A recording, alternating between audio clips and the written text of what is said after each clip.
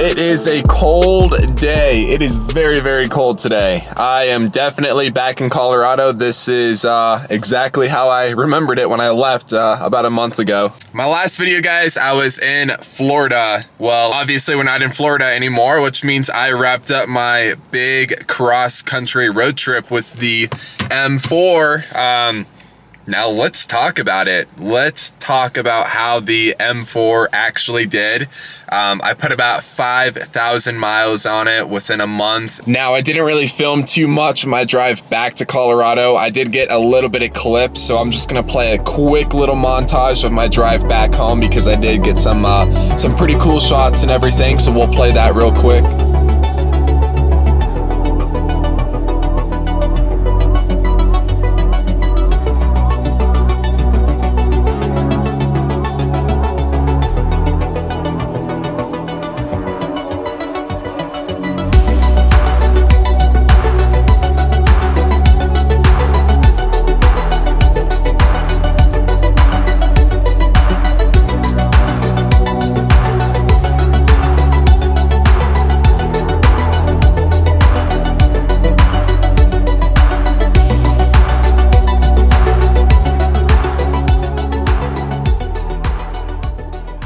Now, this was my first real big trip with the car since I've bought it.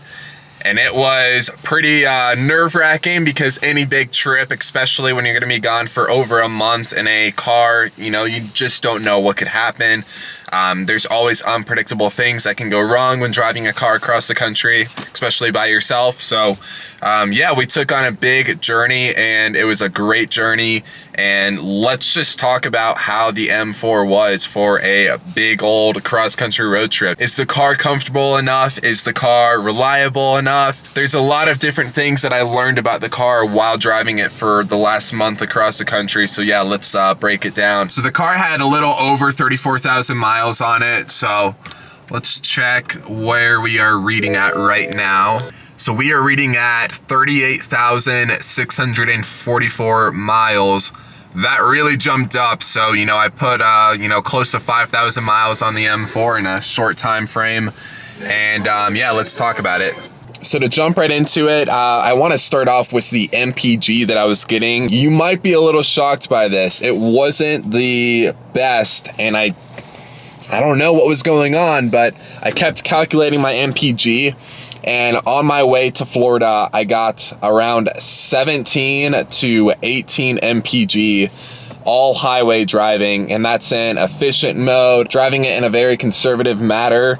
But for some reason, I just kept getting those numbers. Normally, you can get up to 23, 25 miles per gallon on the highway with these cars, but I could not get past that. So to try to make my MPGs a little better on the drive back from Florida to Colorado, I decided to take my MHC tune and I removed it off the car. So I put it back to a stock map because I was like, maybe the tune is eating up extra fuel. So I did that, turned off the burbles and everything. Yeah, I just had all the tires inflated to the right PSI. So just little things like that. And I was able to get it up to around 20, 21 MPG on the way back home, which definitely was better than 17, 18, which I had on the way there. So yeah, flashing the car back to a stock map definitely helped. And yeah, you know, it was okay. You know, gas prices are really expensive right now. Some fill-ups on the way home were about, you know, over $5 a gallon. So you can just do the math. I mean, it got pretty pricey to get back home, but it's definitely better than the previous generation M3, which has the V8 motor in it. So this inline six is definitely a little more fuel efficient for these cross-country drives. Now, as most of you guys know, I did get my wheels refinished while being out there to this awesome little color combo. I did have one mishap take place while driving. I must have not screwed on the center cap all the way when I put the wheel back together, because while driving to Colorado, I noticed in Texas that the wheel cap had flown off the car. So right now we're missing a rotiform center cap. So now I've got to order a new one of those.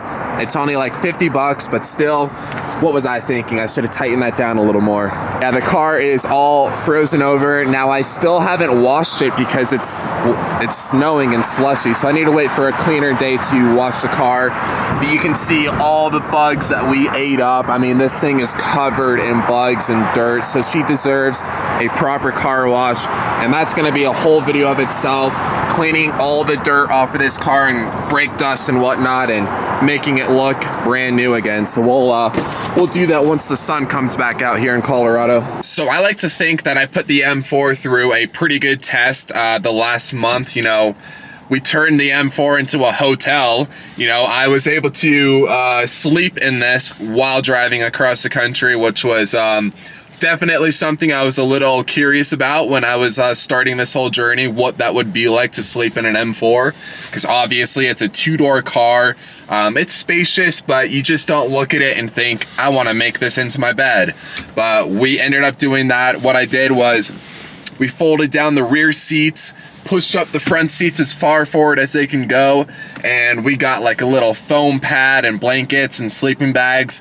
Now I'm 6'2", so I'm definitely on the taller side, but I was able to like tuck half my body into the trunk, and the rest of my body was just laying on the rear seats folded down. So, and I slept like a baby, guys. Like, I genuinely slept really good. So if any of you guys are thinking about, you know, maybe doing a little camp out session in your M4, I am living proof that it is possible. Just fold down those rear seats and you'll be a-okay. As far as comfort, you know, I drove this car hours upon hours, non-stop for, you know, thousands of miles. And this thing was such a cruiser. I have a lot of the safety controls, like lane departure warning, and you know, I honestly don't know the names, specific names for everything, but you know, I have all the little safety features to make this thing, you know, stay in its lane and just have a comfortable, safe drive over there. These cars are just so planted. You know, these cars were designed for the Autobahn. They're designed to cruise on the highway. This thing just treated me so well. The DCT is a great transmission. If you have it in its, you know, soft settings and everything, especially your throttle response, you're really able to turn this car into a comfortable little cruiser. It just feels like a true German car, and it was great. So the seats on this car, they're pretty comfortable. You know, these are the bucket seats. They've got some aggressive bolstering around the legs and around your torso right there. So, you know, they definitely did get a little uncomfortable after a little bit, but you know, for the most part, they're pretty comfortable. You know, there's not too much padding. They are pretty sporty seats, but if you adjust it the right way and stretch your legs at a few gas stops, you'll be just fine. Overall, the seats are great to drive in for long trips and everything. Now, did I have any like hiccups or anything along the way?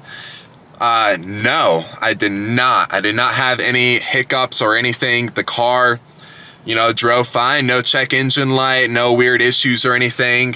So I'm pretty happy with that. All I did was a oil change and got new tires on the car before I left.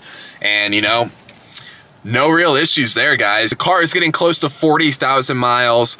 I've been driving the hell out of it, and it's still performing just as it did when it had only 20,000 miles when I first bought it. One issue you guys will want to look out for, though, while driving this thing is cops. This car is just so incredibly tempting to floor it, especially when you are driving through states like Kansas that are just a straight line for miles upon miles. You just want to let this thing rip. So make sure you get a radar detector, which I obviously do not have a radar detector. Should have gotten one, but we did not get pulled over. I have to be honest with you guys, I definitely had a little bit of fun with the car, tested her limits out. We're not gonna say how much I tested the limits because yeah, I'll let you guys put a number in your head for how we tested her, but she definitely performed great. You know, the performance side of this thing is crazy, how you can, you know, go from being in your most comfortable settings and with the press of a button, really wake up the car with its exhaust and throttle response and just how this whole thing feels. You know, I really enjoyed getting a little bit rowdy with this thing. It definitely made driving this thing across the country way more exciting just with the performance this thing makes. One thing I do want to point out, guys, my car is fully clear broad, so the whole hood, bumper, fenders, rear fenders, a lot of it, the mirror caps, everything is fully clear broad on it. So I was not getting any rock chips, and the paint still looks to be in great condition. So if you guys are going to be driving one of these cars across the country, I would recommend getting it clear broad, or maybe even just putting some masking tape over it, because you will be eating up a lot of rocks. We did get a rock chip on the windshield. If you want to look right here, got a little nick on it, so nothing too crazy, but the car cosmetically still looks just as good as it did when we first left. Now, one thing that's pretty fun about driving across the country, especially if you're like me and you live in like a higher altitude state, I went from being, you know, living in the Rocky Mountains, driving straight down to sea level.